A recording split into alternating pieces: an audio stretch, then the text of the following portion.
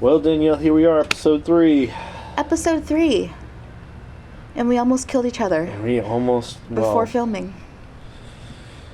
The hormones are hot today. I was a royal for both bitch. of us. Yeah. I was a royal bitch too. Yeah. I'm irritable too. Yeah. This is what I love about us, is that we can have our differences. We can be bitches to each other. You know, we try not to. Sure, yeah. Obviously. Most times. Yeah. But at the end of the day, I'm not going anywhere. You're not going anywhere. And what is so refreshing is that we both acknowledge when we fucked up. Sometimes it takes a while. Sometimes, yeah. We can easily do that, and we know that it can be resolved. Yeah. Because 99% of the time, it's just because I ate a burrito or something. Or it's a miscommunication. Yeah. Oftentimes it's a miscommunication, and we talk it through. It's either miscommunication or it's gas. It's either a miscommunication or it's gas.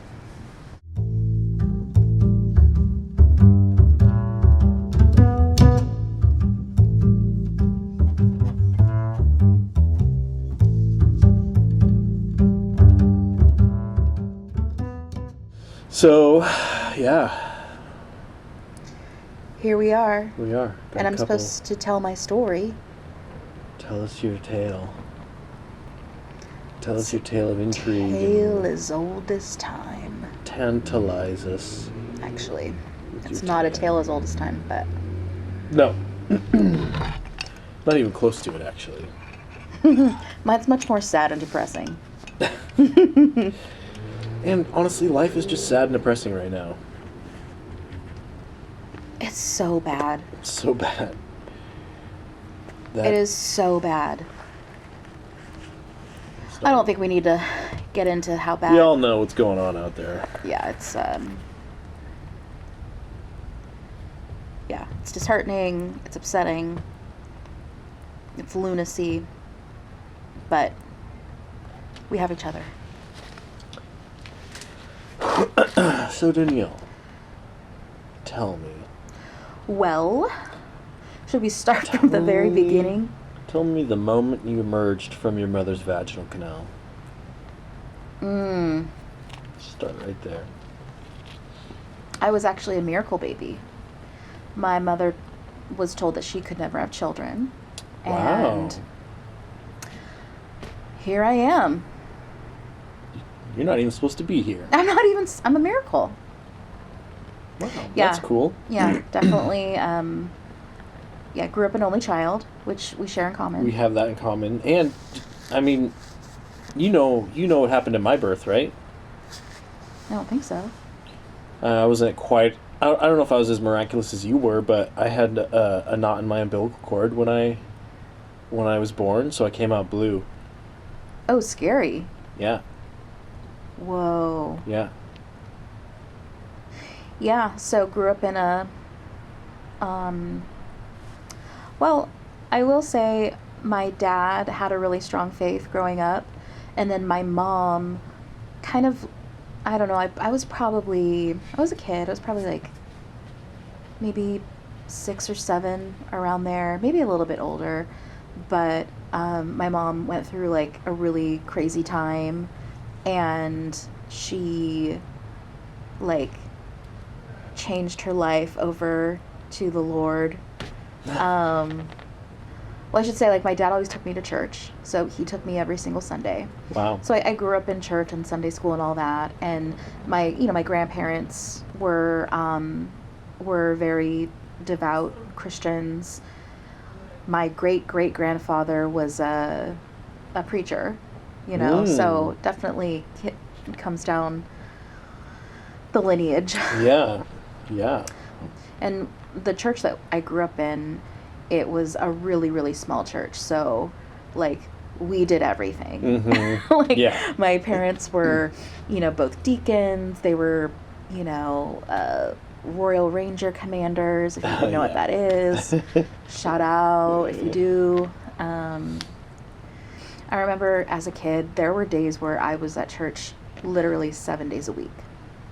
Because it was so small. So it was like, well, Monday was a rest day, obviously. Tuesday was Bible study. Wednesday was midweek. Monday, Thursday was, yeah. Thursday was, band rehearsal. Friday was, yada, yada, yada. So When did you join the band? I started singing in church when I was pretty young, like when I was maybe 12.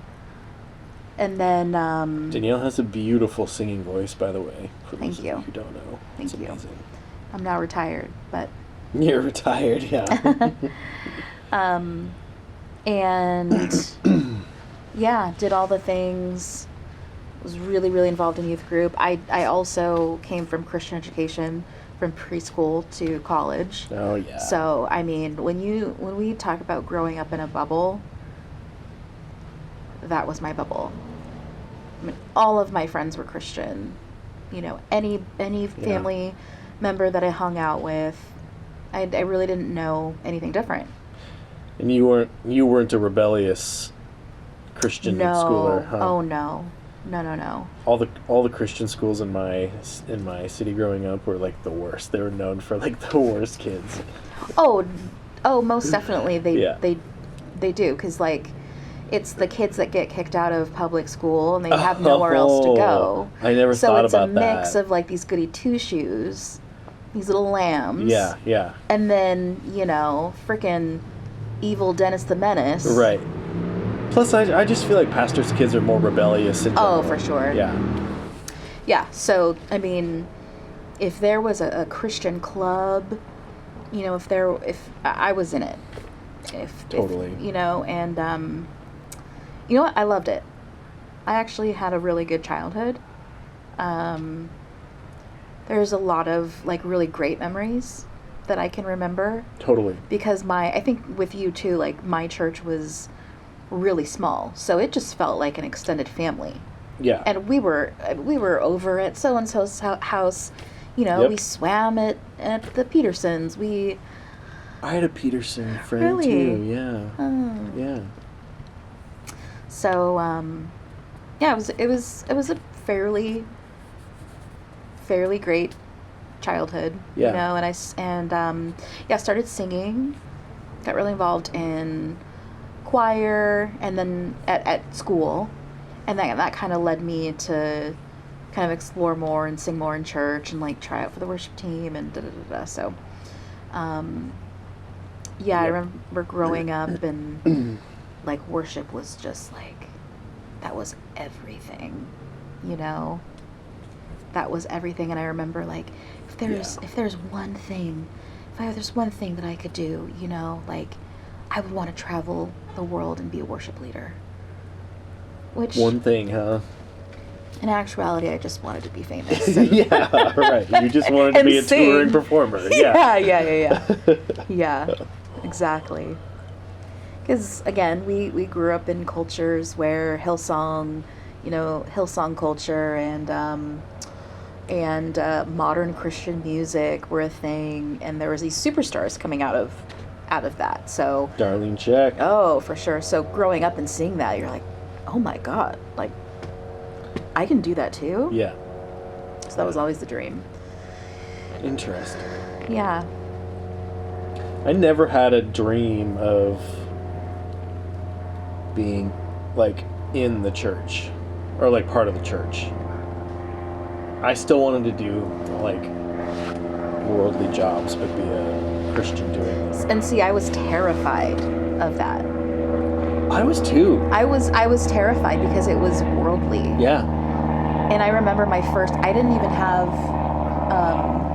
so after college, again, Christian college, I was so sheltered that so my first job was working at Starbucks. And I can remember thinking, there's going to be people there that aren't Christians. and this is going to be my entry into, being kind of like the light of the world. Your tryout. Yeah. Your Great Commission tryout. Yeah. And I'm just going to have to be really steadfast and firm in my faith and be a really great example. Yep. I mean, turns out, like, I made a bunch of friends, and, it was fun. Right, because... And it wasn't scary. Yeah, people aren't scary. Yeah. Yeah, because fucking people, non-Christian people are not scary. They're just people. Yeah. That's interesting. I remember being really scared about being in the world. Yeah. I was afraid I was too yellow belly or whatever, soft skinned to cut it in the real world. Yep. Yeah, I graduated college, and then after college, I really, I started, like, leading worship a ton, and then started leading worship for my home church, building my team, and... Yeah. And I feel like, because at that point, you're considered a ministry leader. So, as we know, in ministry leadership comes great responsibility. Yeah.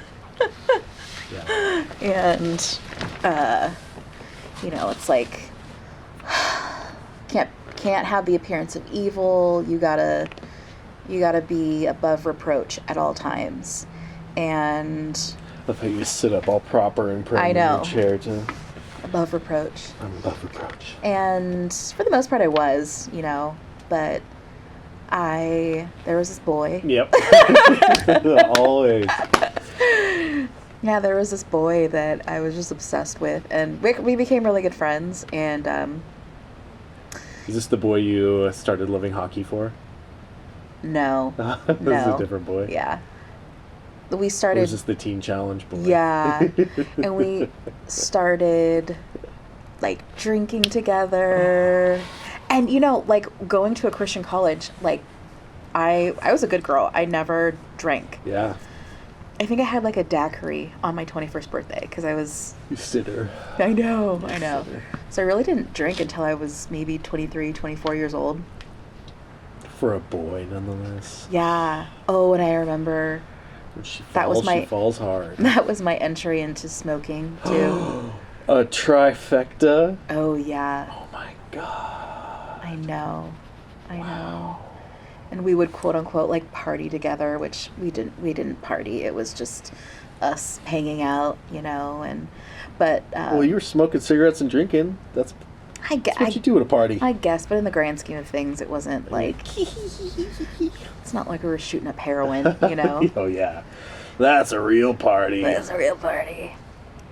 But in the moment, I was very contrite. I was just oh, absolutely. Like, I'm the one in the wrong. I messed up. I need to do this, and so that kind of was, like, my first entry point into, like, being a bad girl.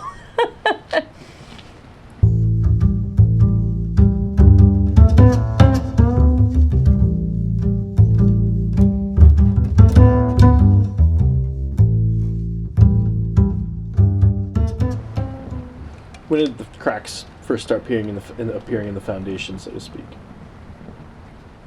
Yeah, honestly, I think the first kind of crack in the foundation really was recent. And I know for you, yours had happened, much earlier, but mine is fairly recent. I mean, I had such a steadfast, strong faith. Sometimes I think, like, how did I get here?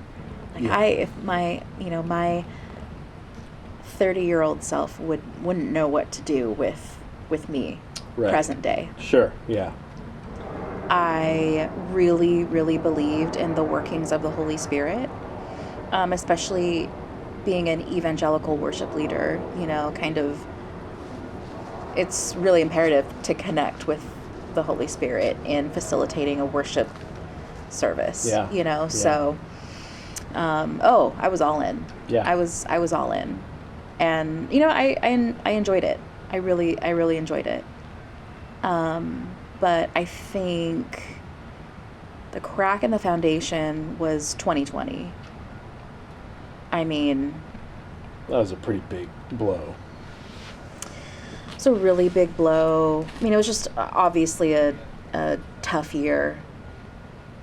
Tough is an understatement, but like just a crazy year Yeah. for everybody. And I think that the pandemic probably made Christians ask a lot of questions too, because you're being not forced to not, be a part of a church, but like definitely not doing the ritual of going every single Sunday or Wednesday or whatnot, Yeah. and doing church from home. Yeah. You're forced to think about that. Yeah. Well, and I think it's worth mentioning too that pretty much all of 2019, I was also working for a church. Yeah. Part-time. Yeah. That's right. And I loved it. Like Yeah, me too. I For some of my best times, I think. For sure. For sure. And so, yeah, I mean, just to like cut to it. So December 2020 was really like, just ripped my life completely apart. My best friend, died by suicide in just a horrific, unimaginable way. Yeah. And I was It was intertwined, and I was involved in his life, up until the last, few moments. And I don't think it's necessary to like relive the story, but it was life-changing. And so when that happened, I didn't necessarily, my knee-jerk reaction was not, where is God? Or I wasn't angry at God, because I know that's part of perhaps like a Christian grief, if you will. Mm-hmm. I really was clinging on to my Christian friends and prayer at that point. Mm-hmm. I remember, calling old church friends, like, can you please come over? Can you please pray for me? Because, I mean, you're just so, like, broken at that point that's the only thing, that's all I knew. That's all I knew Mm-hmm. to do. Yeah, it was, so he died December 2020, and really 2021 was just, I was in survival mode. It was just times of heavy grief. I mean, and I feel like that's where our friendship really, like, Oh yeah. I mean, we've been close friends for a long time, but man, like you were in the trenches, and you saw just the ugly and what grief looks like. Yeah. Mm-hmm. And I can remember, just crying every day, but also just being in this house and literally on my knees crying out to God, like, can you please help me? Give me something. Give me a sign, something. And in that too, I was also, it was really difficult because my friend wasn't necessarily a believer. Mm-hmm. And so the question started then. Sure. The question started then, for sure. Am I going to see him again? Yep. Mm-hmm. And I would beg and pray and plead with God, just let me know he's there. Just let me know he's there. Let me know he's okay. Mm. And I remember you were so sweet, and you were so kind, and just assuring me, like, he's at peace, and I was just, I need to know. And so, yeah, just through those couple years of really deep grief, you start asking questions, and you start trying to figure out, like, wow, this, like, catastrophe smacked me in the face, and where do I go from here? Yep.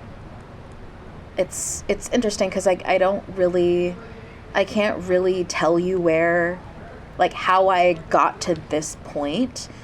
All I know, it was really just kind of a snowball effect of asking that question, is my best friend who killed himself, you know, is he going to be in paradise with me? Yeah. And kind of undoing, like internally undoing or asking those questions of, no, he absolutely would be, you know? And then that turned into, well, I don't believe in hell. And then that turned into, well, what about heaven? Yeah. And I remember we talked about this before, but I think that was kind of the last thing that I was really holding on to, is this concept of heaven. Yeah. And I was just like, there's no fucking way. Like, I have to believe in heaven. I have to believe in heaven. Because that was literally the only thread, the only hope that I had at that point. Yeah. Right now, I don't really know how I got here either, but I don't really believe in an afterlife. Mm-hmm. I don't really know how to label myself either. Yeah, I probably lean, like right in this moment, I probably lean more towards atheist. I think that changes for me daily. No kidding. On the daily. No kidding. Like, no, I'm agnostic today.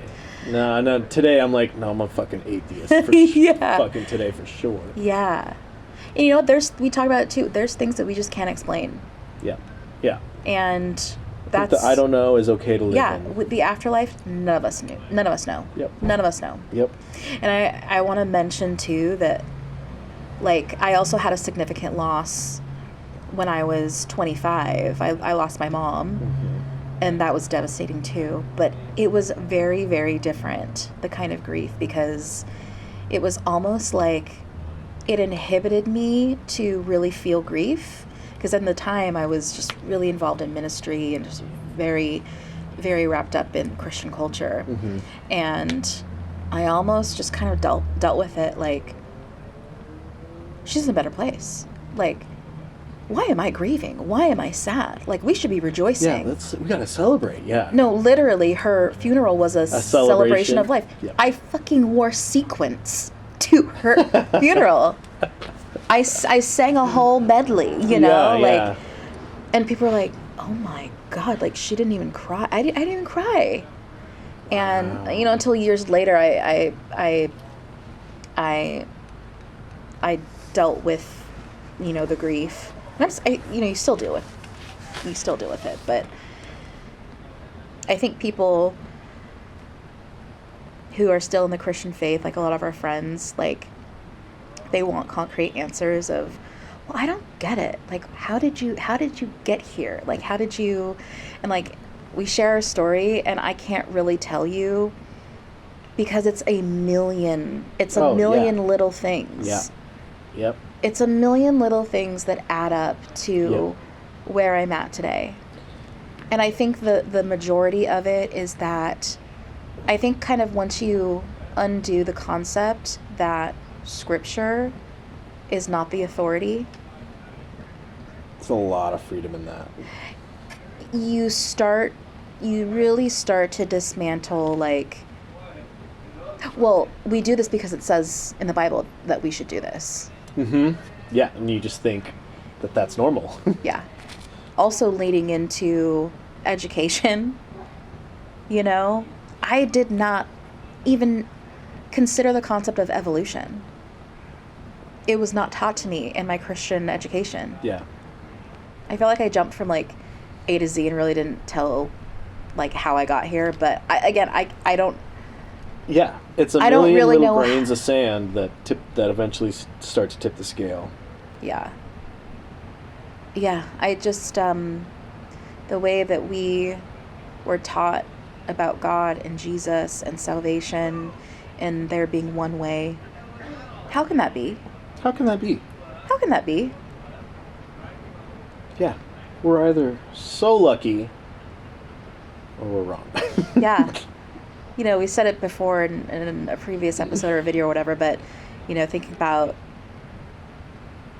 someone who lived a great, loving life and who was a great human, but didn't necessarily accept Jesus Christ as their Lord and Savior. Yeah. He's not getting in. He ain't getting in. He's living a life of eternal damnation. Yeah. While Hitler, if he said on his deathbed those magic words and believed it in his heart. Yeah, God would sort it all out. Yeah. But, if we peel back, like, the nitty-gritty, it's a lot to do kind of with what you shared about, friends and loved ones who are gay. And, I mean, one of my best friends is married, gay marriage, and it makes you ask the questions, you know? And I feel like when you are in close proximity to those things, you start to dismantle, like, why does the Bible say that? Like, yeah. Well, because when the rubber hits the road, like, you got to make a decision. Yeah. A very real decision that's going to affect a very real part of your life. You got to make a choice. Yeah. And oftentimes that choice means hurting somebody if you choose, the path of righteousness. I think that, and also just sexuality and sexuality in general, and how, man, for so many decades, really, for me, I think more so it was ingrained when I was a kid and when I was in high school and college, but of saving yourself and how important it was. Yeah.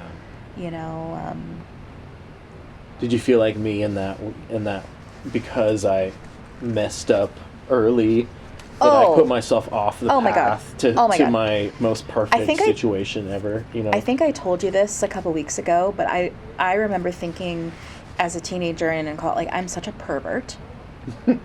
And no one's gonna want me because I'm so gross. Oh, and I don't deserve my Boaz. Yeah. Gross. But I don't deserve my Boaz because I've not lived a Ruth life. Yeah. Oh, Ruth. You're ruthless. I was ruthless. I just remembered, like, I wanna be able to look my partner in the eye and say, I've been preparing myself for you. Well, that's what they tell you as a kid. No. It's, you're gonna have a rockin' sex life if you keep yourself chaste. Not to mention, but they don't actually tell you how to be in a successful relationship. I always thought, like, well, if I'm pure, then it'll all just work out. Yeah. It'll be fine. If we're pure, like, it'll be fine.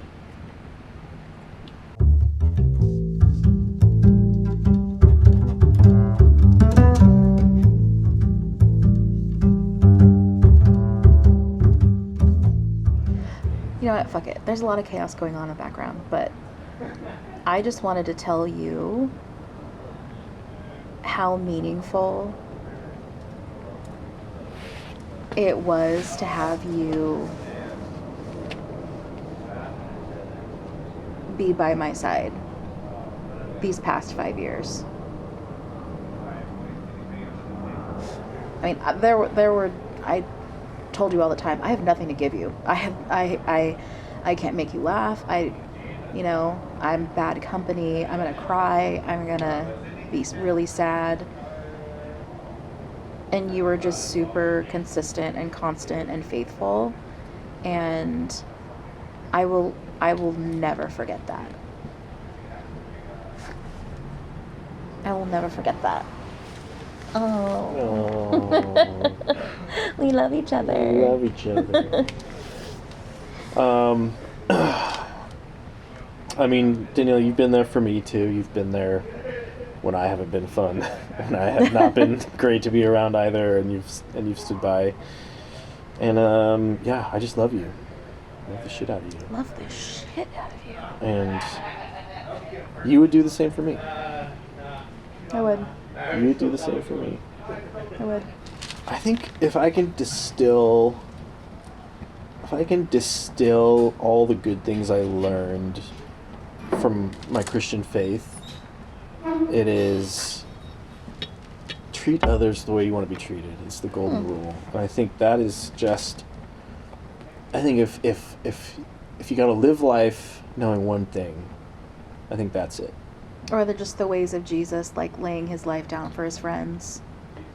Right. Yeah. And I think just practically, like, you would want your friends to do that for you. And, you know, that's why I drive my friends to LAX and run errands for them. Speaking like of, that. Oh, I have to go God, to LAX in April. Will you take me?